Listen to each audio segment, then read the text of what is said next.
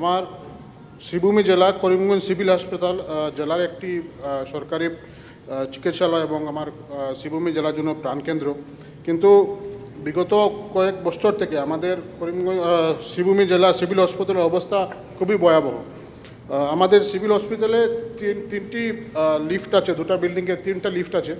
মন্ত্রী মহোদয় উত্তরে বলেছেন যে দুটো লিফটের মধ্যে একটা লিফট ঠিক আছে, কিন্তু আমাদের যেটা মেন লিফট যেখানে যে বিল্ডিংয়ে আমাদের ডায়ালিসিস ইউনিট চলে, থার্ড ফ্লোরে ডায়ালিসিস ইউনিট আছে মহোদয়, কিন্তু আমাদের সেখানে নিয়ে যাওয়ার মতো লিফট নেই, স্ট্রেচারও নেই, হুইল চেয়ারও নেই।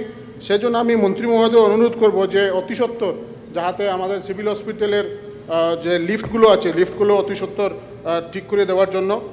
দ্বিতীয়ত হলো আমাদের আইসিইউতে মন্ত্রী মহোদয় উত্তরে বলেছেন যে 20টা আইসিইউর বেডের ব্যবস্থা আছে, কিন্তু বর্তমানে 11টা আইসিইউতে বেড চলছে। তাই আমি মন্ত্রী মহোদয়কে অনুরোধ করব যে 20টা যখন আছে সেই 20টাকে পরিচালনা করার জন্য 20টা যেন সিস্টেমে আসে।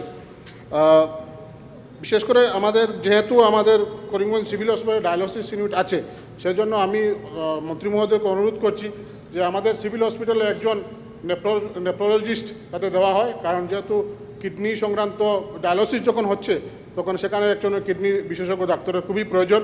সেই জন্য আমি মন্ত্রী মহোদয়কে অনুরোধ করবো যে ডায়ালিসিস ইউনিটে দেওয়ার জন্য।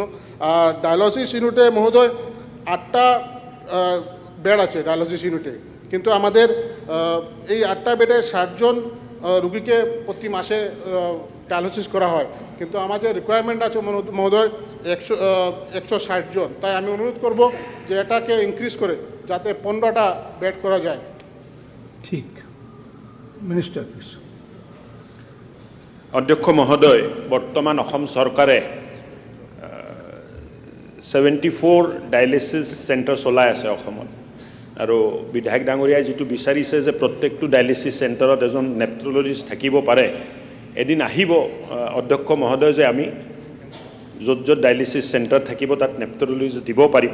14খন মেডিকেল কলেজ মুখ্যমন্ত্ৰী ডাঙৰীয়াৰ মাৰ্গদৰ্শনত চলি আছে। অহা 5 বছৰত হয়তো আমি আৰু 10টা নতুন মেডিকেল কলেজ আৰম্ভ কৰিব পাৰিম। অসমৰ গুণগত মানদণ্ডৰ ডক্টৰ্ছ আমি তৈয়াৰ কৰি আছোঁ, আৰু অহা সময়ত এই তৈয়াৰী হোৱা ডক্টৰসকলে অসমৰ গ্ৰাম্য ব্যৱস্থাত চিকিৎসা ব্যৱস্থা ভাল কৰি তুলিব।